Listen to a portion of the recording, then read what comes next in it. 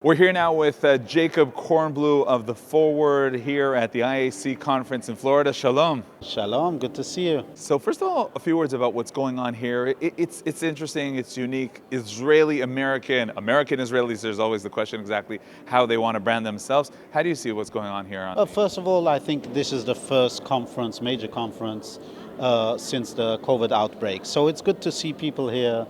And it's also, there's been so much news about Israel and America, especially the changing governments in both countries, that it's interesting to see how people see it from their own end, how Israelis see the change in America, the shift in obviously attitude, but also in terms of policy, different political end. And in Israel, there was a big shift towards the center. Some call it left, obviously.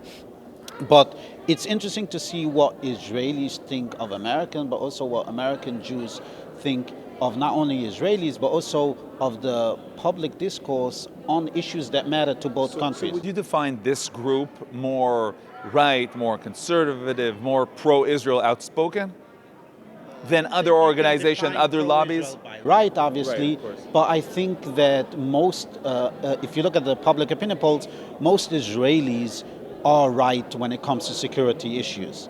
Again, if you look at social issues, they're probably more progressive than some of the Americans. I would say it depends on what they discuss, but when it comes to security, obviously, but again, being pro-Israel means to support the one and only Jewish state. You don't have to be right or left. So we talked about the shift in the government. How do you see the reports regarding the quotes from former President Trump to Barack Ravid about Netanyahu, angry, swearing against Netanyahu? How do you look at that? Well, it was always obvious that Trump was a transactional president, meaning to say, obviously, he loves Israel, and he had a good relationship with the Jewish people going back as a real estate mogul.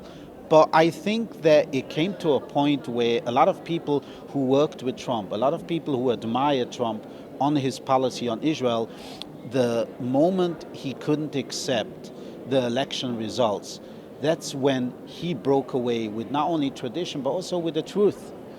And a lot of people have to accept that there was an election here, and the election was certified for Joe Biden. You don't have to like it, you don't have to be willingly to accept it, but that's the truth. And now, when it comes to Israel and the United States, there is this bond that is sacred, that we have to cherish, but we also have to maintain that support. And it seemed that he expected that the connection would be partisan. Could it be that it really was a bit too partisan and not bipartisan throughout the past 4 years? Well, that's always the case when you have a president who does these gestures that was seen in Israel, not here in America. In Israel, they were seen as political gifts for Netanyahu in the 4 election seasons that we experienced. So, I mean, obviously, when two leaders have a good relationship, there are benefits for that when it comes to their country. But here it was seen as an alliance that served a purpose. And the purpose was for Netanyahu to show that he's, you remember the big posters coming into Jerusalem, the big league. He's in the league of Putin, of Trump.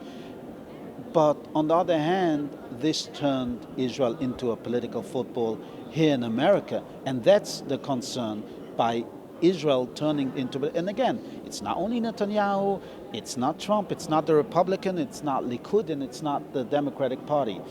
But we should not turn this into personal relationships, into loyalty questions.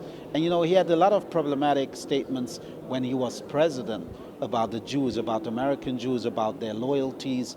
And so it's not like I was shocked by when I saw that quote, but it was obvious that something dramatically changed the moment he lost the election. So let's end with what's happening now. Are you feeling really a different attitude, a different spirit in the White House, or you're not, or you're optimistic in terms of Israel? First of all, when it comes to Israel's security, both administrations were very strong in either maintaining the qualitative military edge or the replenishment for the Iron Dome, or when it comes to Israel's security.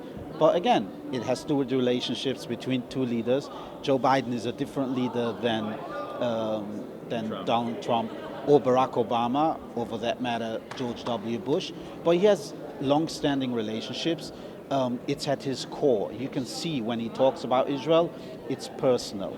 He's seen so many prime ministers, more than even any Israeli. And so, I mean, to be optimistic is sort of, to be a Jew, to be optimistic is sort of a contradiction. You always have to be cautious and you always have to be on guard. But I think that so far, the bipartisan relationship is still being maintained both by Congress and by the U.S. administration. Okay, Jacob Kornbluh, The Forward, thank you very much. You're welcome.